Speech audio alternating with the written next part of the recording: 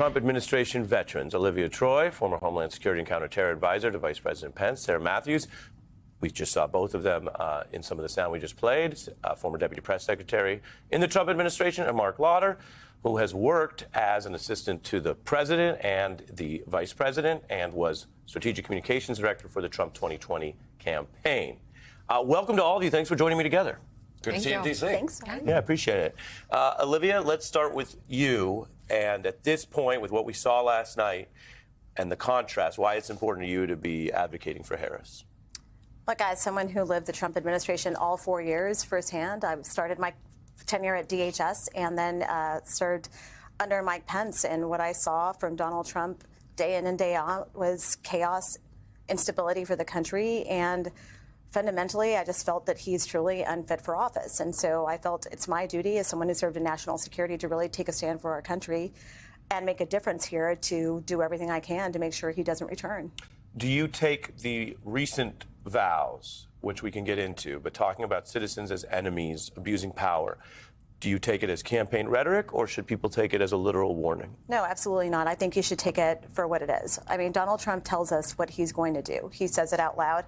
I think you could go back to 2016. Did I think it was rhetoric then, or maybe it was just bluster? Yes, I was one of those people that thought maybe he'll grow into the role. But after working things like, the El Paso shooting, the Tree of Life shooting, where I saw his words really impacting, having real world consequences, and then watching him, the recklessness during COVID and saying he wanted to use the National Guard and the military against our own Americans and shoot protesters and things like that. I think when he says he's going to do things, we should absolutely pay attention, because he will. Yeah, it was important for me to speak out and endorse Kamala Harris, because I was someone who obviously worked for Donald Trump, resigned on January 6th because I saw firsthand his refusal to call off the mob that day and his refusal to this day to accept the results of the 2020 election.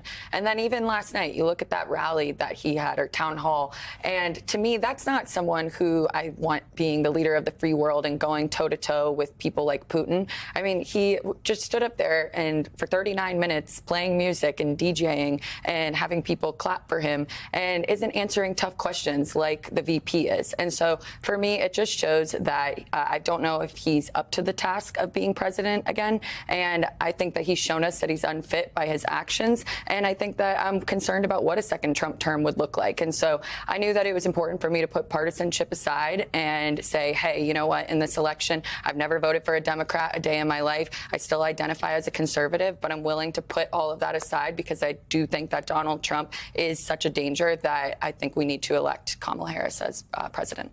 You hear your former colleagues. What are they seeing that you don't see? Well, I think their priorities are different than many others, and I respect their right to have that and to have that differing of opinion. I think when it comes from my standpoint, I look at the records.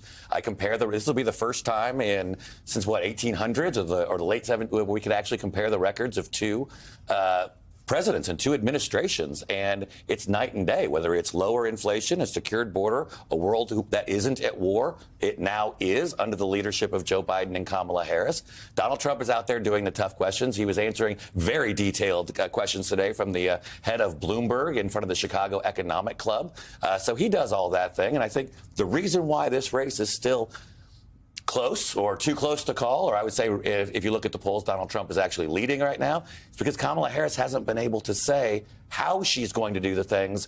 And when she talks about turning the page, well, she wrote that page.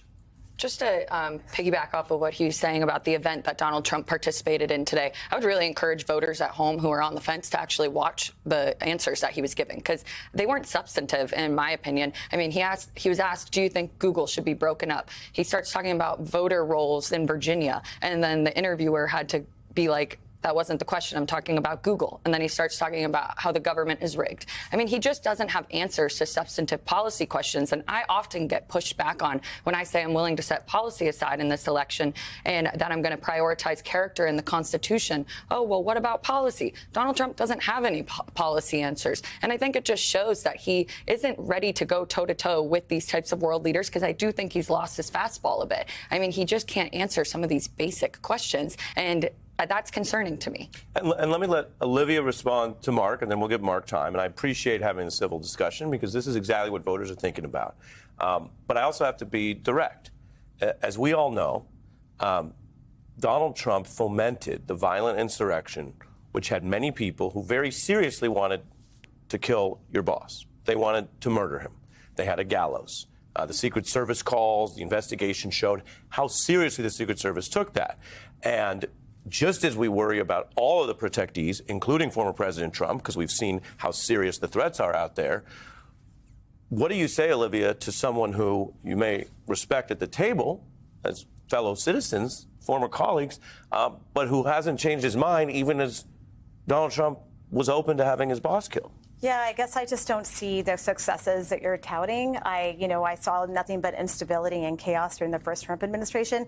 I'm seeing even economists come forward and say a second Donald Trump presidency would bring more inflation. It would bring more like tariffs, which were actually not good for manufacturing jobs, which he claims to tout that he's going to bring jobs back to the country. That's absolutely not what the economists and the experts are saying. And when you say that Kamala Harris isn't out there talking about what she's going to do, she absolutely is. She's out there talking about what she's going to do for the working class. She's out there talking about the, first-time home buyer credit. She's out there talking about like all these tangible policy things. But I'll say this. The difference and the contrast between Kamala Harris and Donald Trump is that she is a stable leader that is not driving anger, hate, and dangerous rhetoric that leads to events like January 6th, that leads to my former boss's life being put in danger. And look, the only reason J.D. Vance is part of this ticket is because Mike Pence is no longer there. And that's really like astounding in the history of our country that this actually happened. And I guess for me, it's shocking that any Republican, because I'm a Republican, that doesn't see the traditional values and how hypocritical it is for us to sit here and watch this play out in the Republican Party. Well, I mean, I think, it's one thing for you to care about the rhetoric that you say that put Mike Pence in danger, and yet the same rhetoric now from the people and the party that you support in Kamala Harris has led to 2 assassination attempts against Donald Trump. We have to tone it down. I'll let you finish, but there's no evidence of that.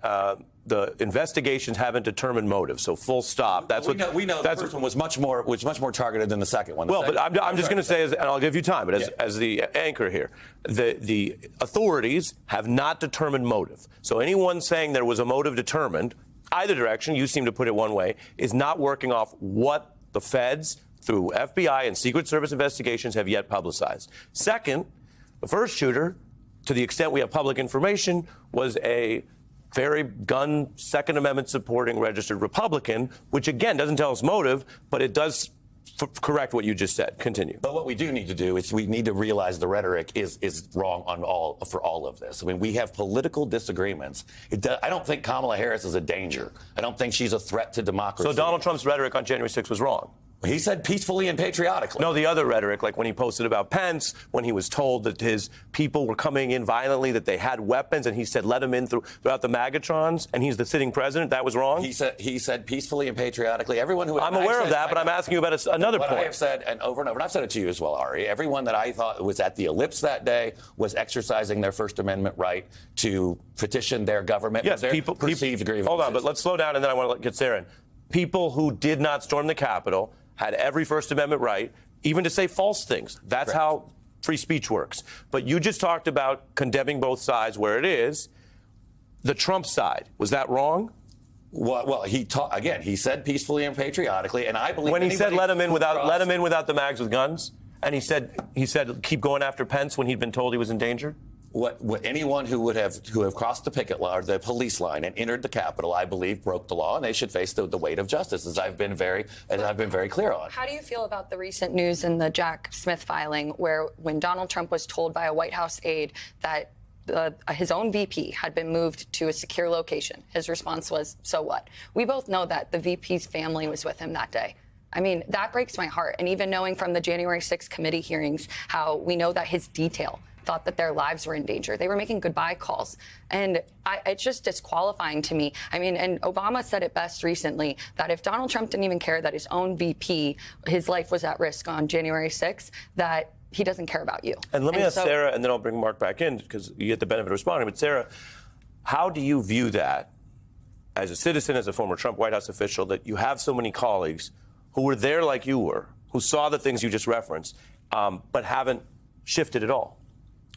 Well, the thing is, it's not just colleagues, it's Republican elected officials, too. I think in the immediate aftermath of January 6th, a majority of us were united in saying that Donald Trump violated his oath of office and that we wanted to turn the page and that he no longer deserved to be the leader of the Republican Party. And then somewhere along the way, I would say that Kevin McCarthy was the beginning of it, that the scales turned a bit where people made the calculations that it was more politically advantageous to them to just not speak out. And they got scared. And in my opinion, the wrong people are scared of Donald Trump and the wrong people are laughing at Donald Trump, because the wrong people that are scared of him are these Republican elected officials who are prioritizing their own political ambitions over speaking the truth, because we were united in the immediate aftermath of January 6th. And then the wrong people that are laughing at him are our adversaries, because guess what? They would love to see Donald Trump back in power. And they don't want someone like Kamala Harris who will be tough on them and hold them accountable. And so to me,